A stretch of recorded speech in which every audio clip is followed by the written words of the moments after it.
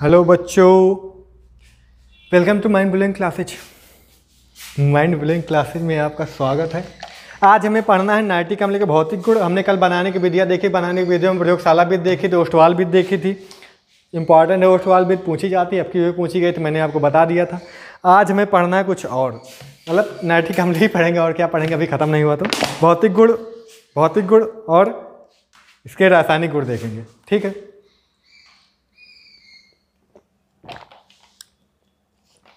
चलो डाल लो भौतिक गुण, डाल लो मतलब नोट्स में डाल लो, ठीक है। भौतिक गुण डाल लो।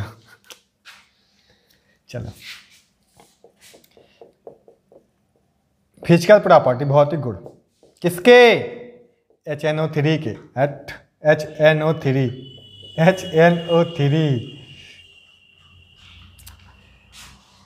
HNO3 के।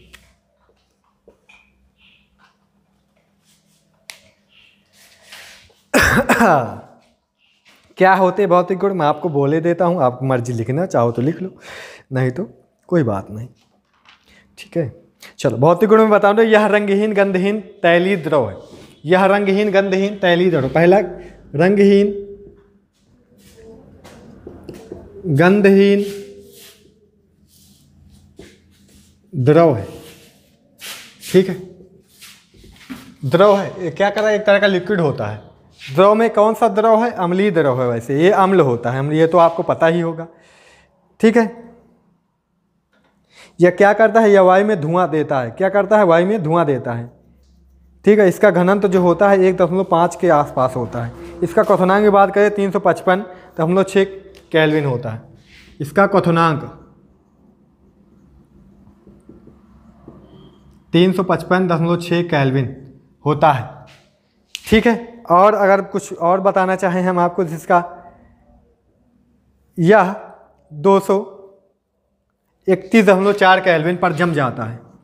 यह 231.4 केल्विन पर जमकर ठोस हो जाता है, ये चीज़ भी आपको लिख लेनी, ठीक है। इतना नोट कर लो। और भी बहुत सारे भौतिक गुण हैं, ठीक है। अब प्रयोगशाला में सांद्र नाइट्रिक अम्ल का लगभग 70% शुद्ध होता है। इसकी सांद्रता, ठीक है, कितनी होती है? लगभग 16N। 16 नॉर्मेलिटी है ना, N मतलब 16N होती है इसकी सांद्रता। समझ आ गई बात? नाइट्रिक अम्ल जो हो रंग प्रायः पीला हो जाता है, क्योंकि प्रकाश के द्वारा इसकी NO2 में अपघटित हो जाता है। जो नाइट्रिक अम्ल होता है, ये सूर्य के प्रकाश की उपस्थिति में NO2 में अपघटित हो जाता है। इसकी वजह से इसका रंग पीला हो जाता है। ये क्वेश्चन पूछ ले, क्या पता कि नाइट्रिक अम्ल पीला हो जाता है क्यों? तो यही जवाब होगा, नाइट्रिक अम्ल सूर्य के प्रकाश की उपस्थिति में NO2 गैस बनाता है, जिससे यह पीला हो जाता है। इतना सा जवाब होगा इसका। समझ आ गई बात? इतनी सी। और क्या बताऊं मैं, इतना बहुत है। नाइट्रिक अम्ल त्वचा को जला भी सकता है, तो त्वचा पर पीले रंग के फफोले भी पड़ जाते हैं इसकी वजह से। समझ आ गई बात? हार्ड अम्ल होता है ना, 100% शुद्ध अगर है, सांद्र नाइट्रिक अम्ल है, तो वो बिल्कुल जला सकता है, चाहे हाइड्रोक्लोरिक अम्ल हो, चाहे नाइट्रिक अम्ल हो, कोई सभी हो, ठीक है। कोई भी अम्ल हो वो हानिकारक ही साबित होगा हमारे लिए। चलो भौतिक गुण की करते हैं बात ख़त्म। आ जाते हैं रासायनिक गुण पे। आ जाते हैं HNO3 के रासायनिक गुण। कौन से गुण? रासायनिक गुण।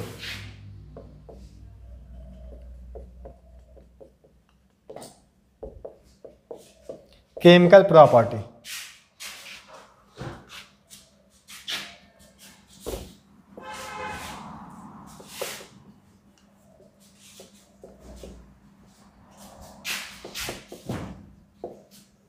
केमिकल प्रॉपर्टीज, बहुत सारे रासायनिक गुण है, बहुत सारी रिएक्शन है। कुछ बुक में कम दी होती हैं, कुछ बुक में अधिक दी होती हैं। तो पहले तो हम बात कर लेते हैं अपघटन की। पहले बात करते हैं डिकम्पोजिशन की। अपघटन, HNO3 अपघटन कैसे होगा? टेम्परेचर की वजह से होगा, गर्म करने की वजह से होगा। अपघटन होगा तो ये सभी टूटेंगे। इसमें देखो ऑक्सीजन भी है और हाइड्रोजन भी है, तो क्या जल बनाएगा? मैंने आपको बता रखा है, जल बनाएगा, 100% बनाएगा। गधो, क्यों नहीं बनाएगा? तो क्या कर रहेंगे? गर्म, तो जल बनाएगा, 100% बनाएगा। और क्या बनाएगा? NO2 गैस बनाएगा, NO3 गैस बनाता नहीं, NO2 गैस बनाएगा। और क्या बनाएगा, क्या और भी कुछ बनाएगा? वैसे तो H भी का यूज भी हो गया और N का भी यूज हो गया, अब बचा किसका? लेकिन कुछ मात्रा में ये NO गैस भी बनाता है, ठीक है, नाइट्रिक ऑक्साइड भी बनाता है। समझ आ गई बात? कुछ मात्रा में यह नाइट्रिक ऑक्साइड भी बनाता है। और यहाँ पे एक चीज खास, सबसे खास बात है, ऑक्सीजन गैस भी बनती है। ऑक्सीजन बनाने की भी ये विधि हो जाती है। समझ आ गई बात? डाई ऑक्सीजन जब हम आगे पढ़ेंगे तो वहाँ पे ये इसको भी ये रिएक्शन हमें फिर से मिल सकता है आगे, ठीक है, आगे फिर से मिलेगा डाई ऑक्सीजन बनाने में। इसको बैलेंस कर लो, बैलेंस आपको आता होगा करना। पहले क्या देखो कि आधार देखते हैं, आधार में नाइट्रोजन, नाइट्रोजन एक तो एक बैलेंस हो गया। हाइड्रोजन देखो, हाइड्रोजन देखेंगे, उधर 2 इधर 1, तो यहाँ पे 2 लगाओ। ऑक्सीजन देखो, ऑक्सीजन देखो, तो 2 4 1 5, यहाँ पे 6, गड़बड़ है। गड़बड़ क्या है? ऑक्सीजन गड़बड़ है। ऑक्सीजन गड़बड़ होगा तो यानी कि यहाँ पे 2 से नहीं होगा, 2 से नहीं होगा तो यहाँ पे 3 लगाओ। 3 लगाया तो हाइड्रोजन 3 हो गया, 3 यहाँ पे नहीं हो सकते, 3 इधर बन ही नहीं सकते हाइड्रोजन, अर्थात 3 से भी नहीं होगा, यहाँ पे 4 लगाओ। 4 लगाओ तो यहाँ पे 2 लगाओ, हाइड्रोजन बैलेंस हो गया। नाइट्रोजन देखो 4, तो यहाँ पे 4 लगाना पड़ेगा 100%, ठीक है।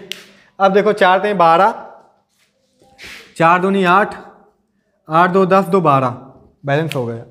चलो ठीक, चलो अगला देख लो, नोट कर लेना, कुछ नहीं, थ्योरी आप लिखना चाहो तो लिख लोगे। नाइट्रिक अम्ल अपघटित होकर क्या बनाता है? ऑक्सीजन गैस देता है, ऑक्सीजन दे तथा नाइट्रोजन डाइऑक्साइड, ऐसे आप लिख सकते हो, ठीक है, कोई दिक्कत नहीं। इसकी अम्लीय प्रकृति भी होती है, ये अम्ल होता है, हमने आपको बताया रखता। अम्ल की सबसे बड़ी खासियत क्या होती है? ये क्षार से क्रिया करके क्या बनाते हैं? लवण बनाते हैं। अम्ल क्षार से क्रिया करके क्या बनाते हैं? लवण बनाते हैं। तो हेडिंग डाल लो, अम्लीय प्रकृति।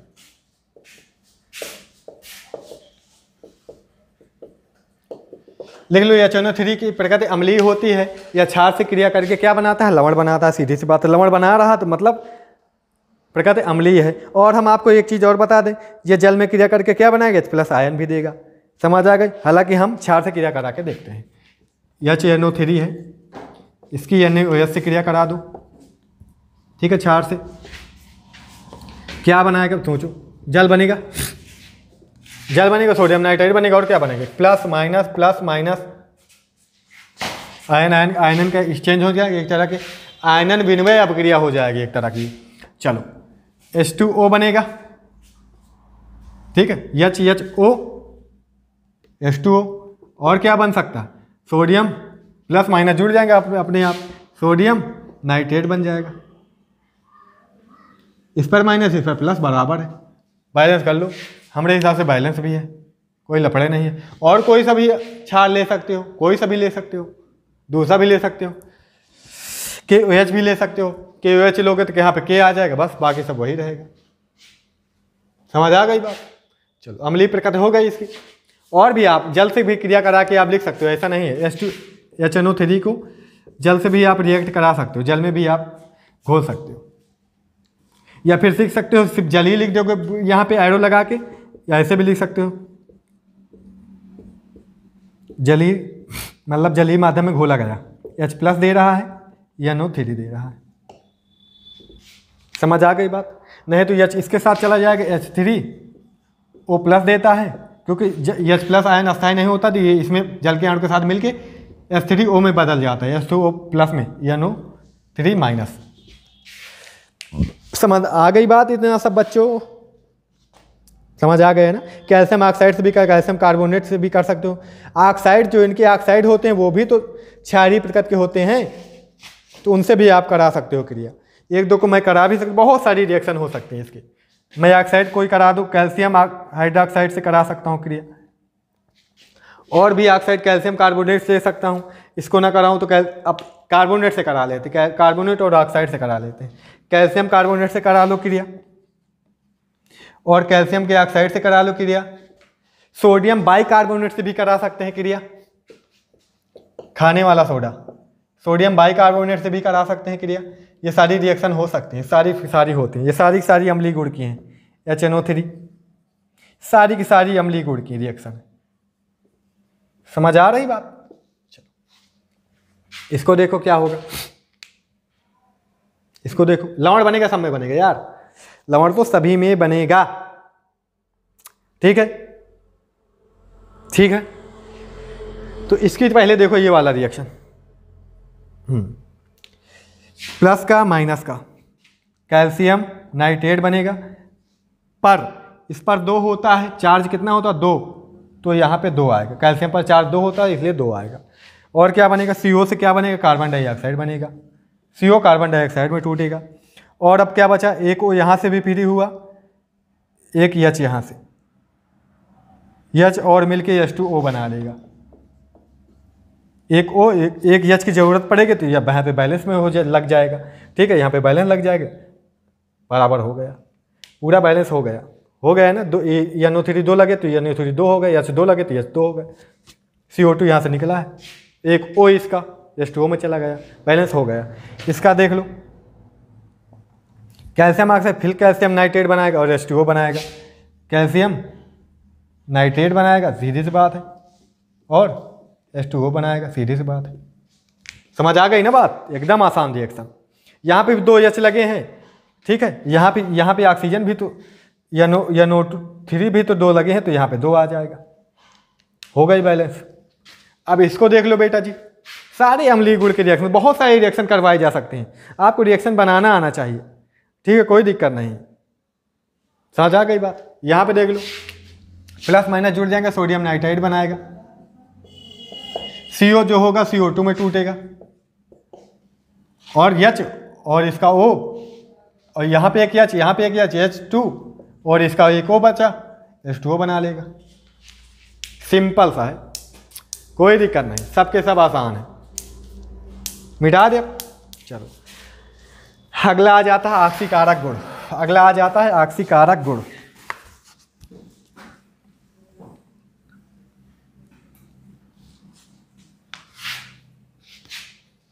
ऑक्सीकारक गुण मतलब क्या हुआ, ऑक्सीकरण करवा ले जाइए, ऑक्सीकारक गुण। अच्छा, ऑक्सीकारक होता कौन था बताओ, देखो ऑक्सीकारक कौन होगा, जिसका अपचयन वो ऑक्सीकारक, जिसका ऑक्सीकरण वो अपचायक। जो ऑक्सीकारक होगा वो दूसरे का ऑक्सीकरण कराएगा, समझ रहे हो ना, इसको मैंने अच्छे से समझाया था जब क्लास में पढ़ाया था। और जो जिसका अपचयन होगा वो दूसरे क्या कराएगा, ऑक्सीकरण कराएगा, जिसका ऑक्सीकरण होगा वो दूसरे क्या कराएगा, अपचयन करवाएगा। तो यहाँ पे HNO3 का क्या होगा, HNO3 जो होता है, HNO3 प्रबल ऑक्सीकारक होता है, या ऑक्सीकारक अपक्रिया जो होती है निम्नवत होती है, वो आप हमको दिखाते हैं। HNO3 जो होगा ये टूटता है, अभी हमने बताया किस किस में ये टूट भी जाता है। ये किस किस में टूट जाता है आपको बता दें हम, NO2 और ऑक्सीजन गैस, और यहाँ से H2O बना लेगा, जल बना लेगा, क्या बना लेगा, जल बना लेगा। O2 बनाता है, O2 बनाता है, लेकिन यहाँ पे कितने O बने, यहाँ पे सिर्फ एक O बचा, तो यहाँ पे नवजात ऑक्सीजन बन गई, नवजात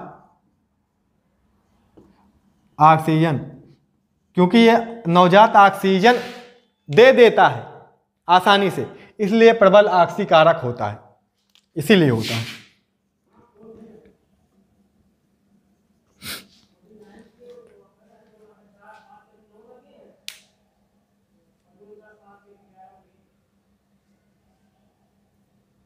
आ गई भाई इतनी बात समझ में। अब जो नवजात ऑक्सीजन, नवजात क्यों कहते हैं, क्योंकि नया नया बना, एक सिंगल परमाणु, इसलिए नवजात कहते हैं।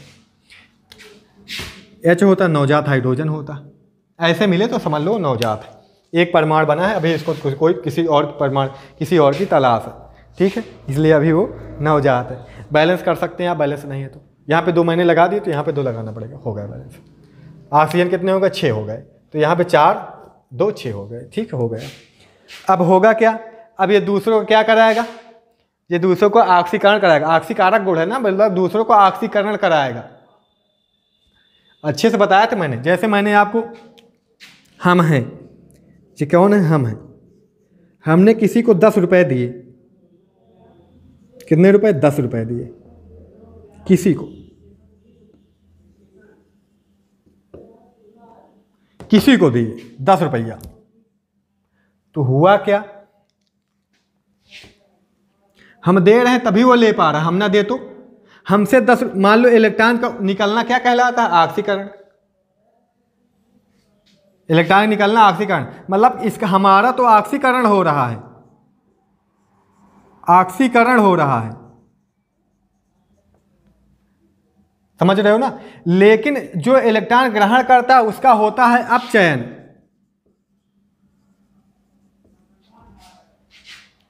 समझ आ रही बात? मतलब हमारा ऑक्सीकरण हो रहा है तभी दूसरे का अपचयन हो पा रहा है, ऐसा भी कह सकते हैं। या फिर हम 10 रुपये त्याग रहे हैं तभी इनका अपचयन हो रहा है, अर्थात हम 10 रुपये दे ही रहे हैं तभी इनका अपचयन हो पा रहा है। मतलब हम एक तरह का क्या कर रहे हैं, अब हम अपचायक का कार्य कर रहे हैं, अपचायक का। समझ आ गई बात?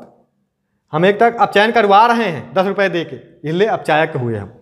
इसी तरह यहाँ पे ये ऑक्सीजन निकाल रहा है, ये ऑक्सीजन क्या कर रहा है? निकाल रहा है। ये ऑक्सीजन जाके दूसरे के साथ जुड़ेगा क्योंकि उसको जरूरत है जुड़ने की, इसलिए काहे का कार्य करता है? ऑक्सीकारक का। यहां पे इसका अपचयन हो रहा है, इसका स्वयं ऑक्सीजन का निकलना क्या कहलाता है? अपचयन। ऑक्सीजन जुड़ना क्या कहलाता है? ऑक्सीकरण। मतलब ये ऑक्सीजन जाके जुड़ेगा इसकी वजह से, इसके निकालने की वजह से जुड़ेगा, इसलिए क्या होगा? ऑक्सीकारक हुआ। समझ आई बात या नहीं आई? बताओ, समझ आई बात या नहीं आई? बताओ।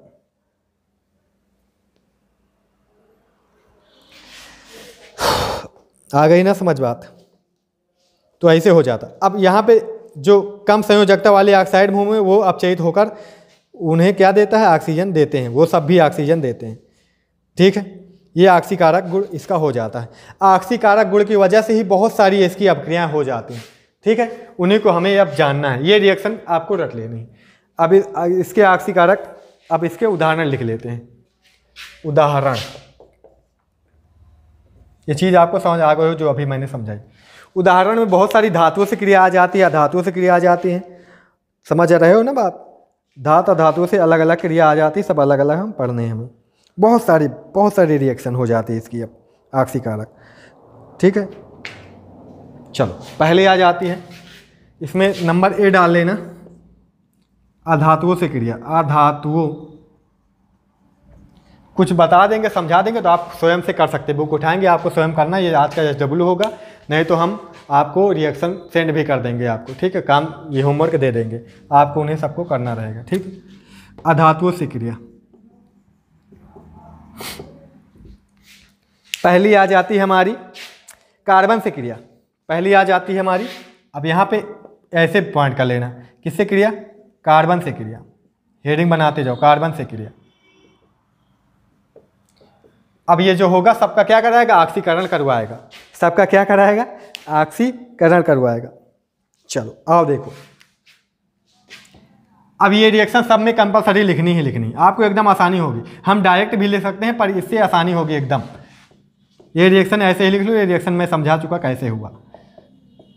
ठीक है, ये रिएक्शन आपको लिख लेना। अब कार्बन होगा, यही ये वाला, ये जो नवजात ऑक्सीजन है यही इससे जाके लगेगा, क्योंकि और कोई लगने वाला नहीं है, यही जाके लगेगा। समझ आ गई बात? क्या बनाएगा? कार्बन डाइऑक्साइड बनाएगा, CO2 बनाएगा या CO बनाएगा। ये डिपेंड करेगा टेम्परेचर कैसा है। ये किस पर डिपेंड करेगा? टेम्परेचर पर डिपेंड करेगा। टेम्परेचर कैसा? क्योंकि जनरली CO2 भी बनाता है, CO भी बनाता है, सब कार्बन मोनोऑक्साइड भी बनाता है, कार्बन डाइऑक्साइड भी बनाता है। समझ रहे हो ना? तो यहाँ से हम बता दें ऑक्सीजन तो एक है, लेकिन ऑक्सीजन के इसमें ये रिएक्शन सिर्फ एक ही अणु थोड़ी होगा या चौनोथेरी का, बहुत सारे अणु होंगे, बहुत सारे नवजात ऑक्सीजन बनेगा। तो यहाँ पे CO2 बनाता है। अब यहाँ इसको बैलेंस करेंगे तो यहाँ पे 2 लगाएंगे। यहाँ पे देखो 2 ऑक्सीजन नवजात ऑक्सीजन लग रहे हैं। यहाँ पे कितने नवजात ऑक्सीजन लग रहे हैं? 2 लग रहे हैं। तो यहाँ भी 2 करना पड़ेगा। यहाँ सिर्फ यहाँ पे 2 लिख के हम नहीं कर सकते, इसमें पूरी अभिक्रिया से को 2 से गुणा करना पड़ेगा। अब दोनों को जोड़ लेंगे हम। ये पहले से यहाँ पे 2 था, ये था ना 2, ये वाला बैलेंस वाला, ये इस रिएक्शन का, ये तो 2 से अलग लगा रहे हैं, गुणा कर रहे हैं। क्यों? क्योंकि यहाँ पे 2 नवजात ऑक्सीजन जुड़ रहे हैं, इसलिए पूरे अभिक्रिया में 2 से गुणा कर रहे हैं, क्योंकि यहाँ 2 चाहिए, सिर्फ यहाँ पे 2 नहीं लगा सकते, नहीं तो ये अभिक्रिया भी गड़बड़ हो जाएगी, इसलिए पूरे समीकरण में हम 2 से गुणा कर रहे हैं। अब इसको जोड़ लेंगे तो कितने, यहाँ पे 2 पहले से है, 2 से गुणा करेंगे तो 4 HNO3 आज हो जाएंगे, प्लस क्या बचा, यहाँ पे C बचा, प्लस कितने नवजात ऑक्सीजन बचे बेटा जी, कितने नवजात ऑक्सीजन बचे, 2 यहाँ पे है, 2 यहाँ पे है, तो ये दोनों हो जाएंगे कैंसिल, ये दोनों हो जाएंगे कैंसिल। अब क्या होगा, अब यहाँ पे कुछ बचा ही नहीं, तो क्या होगा, एरो लगा दो।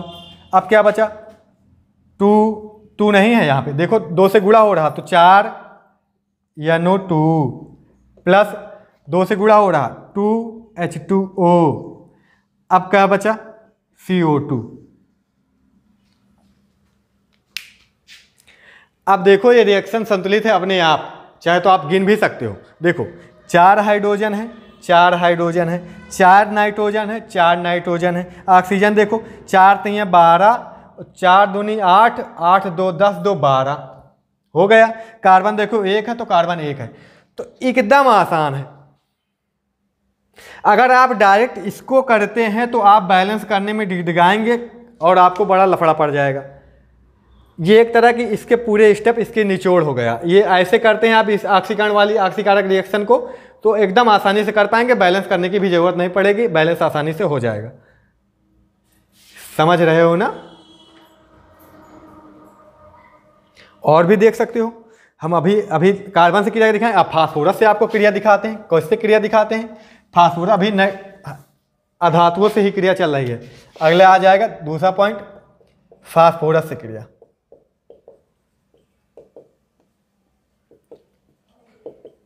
बहुत मजेदार रिएक्शन, फास्फोरस से क्रिया। अब फास्फोरस से क्रिया में हमें ये याद रखना है, फास्फोरस से क्रिया में जो पी से होती है क्रिया, ठीक है। चलो आओ देखो, ये रिएक्शन तो होगी ही होगी।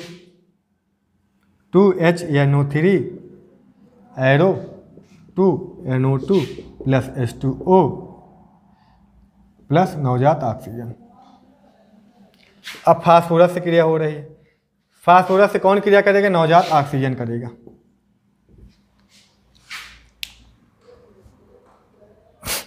नवजात ऑक्सीजन करेगा तो क्या बनाता है, P2O5 बनाता है।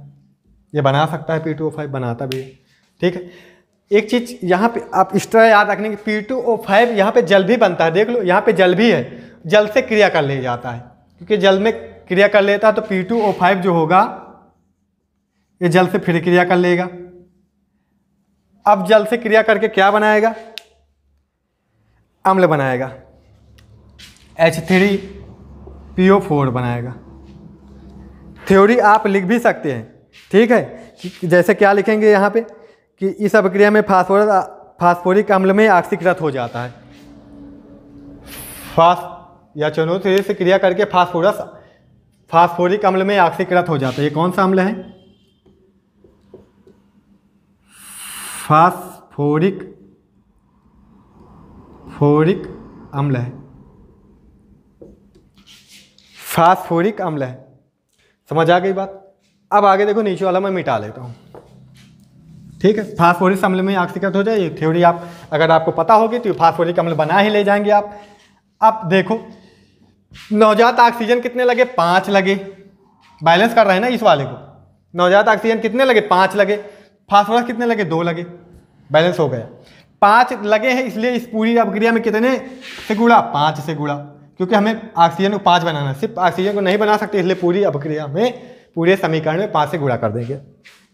अब ऐड कर लो, 5 ऑक्सीजन से 5 ऑक्सीजन कट जाएंगे, कट जाते हैं, बराबर में होते हैं, अभिक्रिया में कट जाते हैं।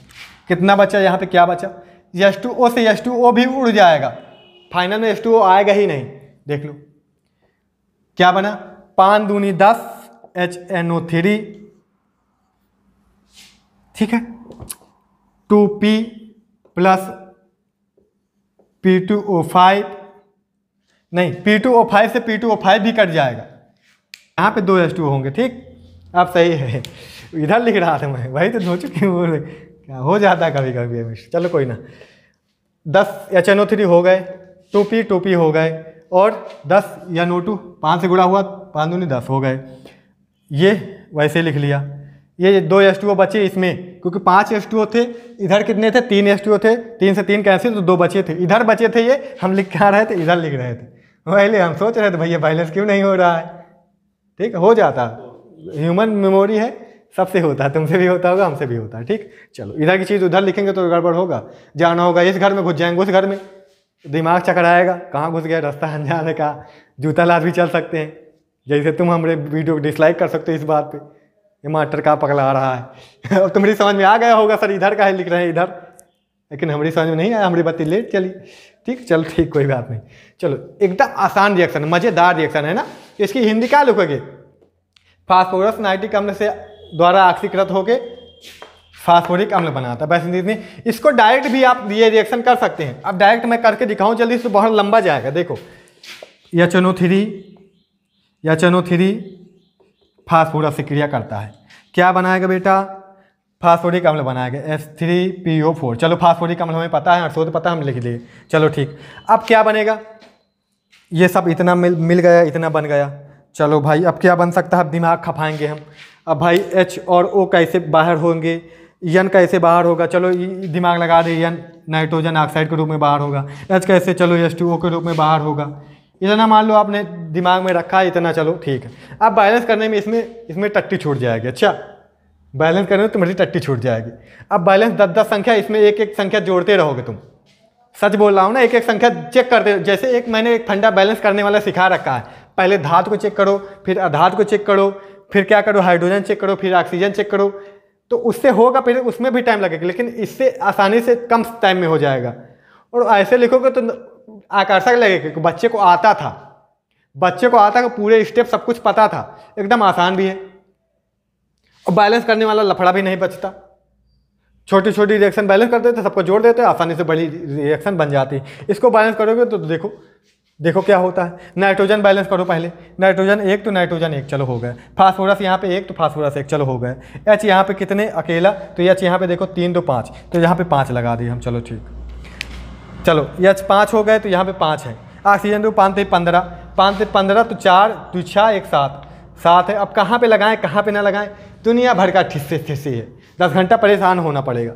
समझ आ गई बात, तो कौन सा आसान है आपको पता चल गया होगा। ठीक है, और भी बहुत सारी क्रियाएं हैं, हम आपको और एक और कराते हैं, बाकी सब होमवर्क में देते हैं जो भी होंगे। ठीक है, सल्फर से क्रिया हम आपको कराते हैं। ठीक है, तीसरा पॉइंट है सल्फर से क्रिया। सल्फर से क्रिया करके नाइट्रिक अम्ल सल्फर को H2SO4 में ऑक्सीकृत कर देता है। किसमें, H2SO4 में। नाइट्रिक अम्ल जो होता है, पहले तो वो वाली रिएक्शन लिखे लो, बेस वाली, HNO3, ये किस में टूटता है, NO2, 2 होता है H2O और नवजात ऑक्सीजन। ठीक है, अब सल्फर क्रिया करेगा, ऑक्सीजन क्या बनाता है, सल्फ्यूरिक अम्ल बनाता है। अब सुनो, सल्फ्यूरिक अम्ल क्या S और O मिल के बना लेंगे, यहाँ पे इसका जल भी यूज होगा। फिर से रिपीट करता हूँ मैं, यहाँ पे इसका जल भी यूज होगा, तभी बना, क्योंकि जल बन ही रहा तो जल यूज हो भी सकता है। SO2 जल से क्रिया कर भी लेती है, नहीं तो SO3 बना लेगा ये, SO3 H2O से क्रिया बन के H2SO4 बना लेता है। समझ आ गई बात। SO3 भी एक स्टेप में बना सकते हो, फिर SO3 को फिर H2O से क्रिया करा सकते हो, तभी H2SO4 बना सकते हो।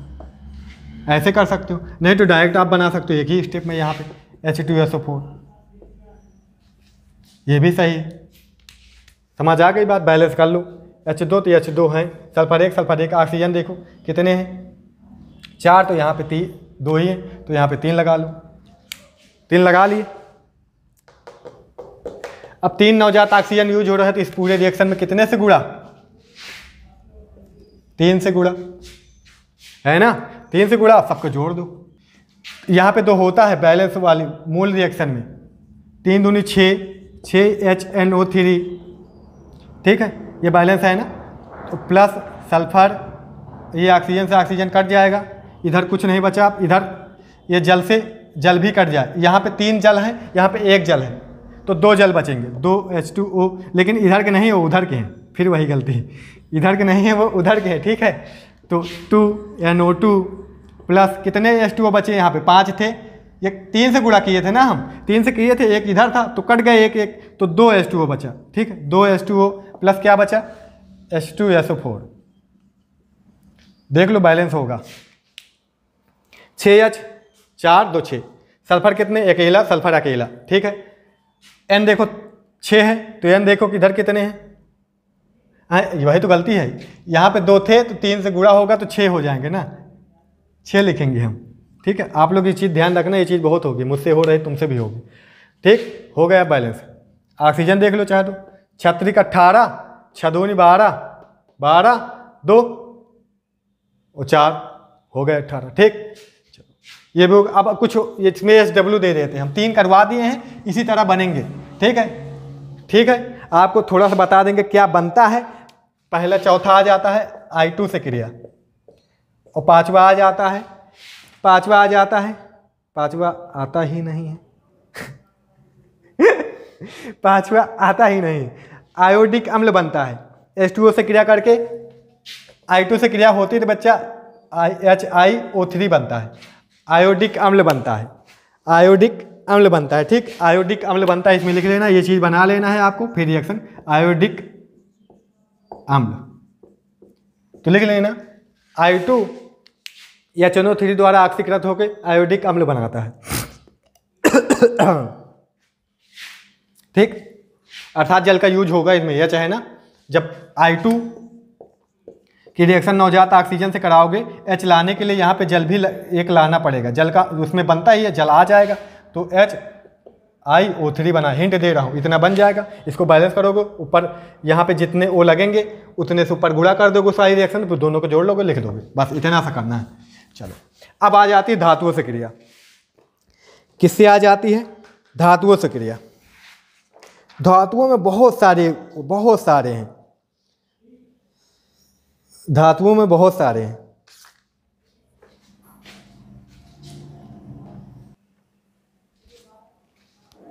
तो बच्चों थोड़ा टाइम, आज समय का अभाव है, इसलिए हम इस लेक्चर को यहीं तक रखते हैं। धातुओं से क्रिया ऐसे ही है, ऐसे मैंने समझाया जैसे वैसे ही वहाँ पे आप बुक उठाएंगे, आपको 100% समझ आएगी, ये मेरी गारंटी है। बुक आएगा तो आप कर भी सकते हैं, अगर जो बच्चे कर ले जाएंगे अपने आप, बता देंगे, हम स्पीड पे फिर करवा देंगे अगले दिन, फिर इतना ज़्यादा समझाएंगे नहीं, ठीक है। वैसे भी कल मैं आप ये चीज़ आज सीख गए तो आप इसी प्रैक्टिस कीजिए रिएक्शन के, ठीक है। इसके जो रासायनिक और इसमें धातुओं से क्रिया आराम से प्रैक्टिस कीजिए, बनाइए, कोई दिक्कत नहीं, बन जाएंगे आराम से, ठीक है। तो बाकी हम अब फिर कल करवा देंगे, ठीक है। तो थैंक्स यू, मिलते हैं कल वीडियो में, थैंक यू।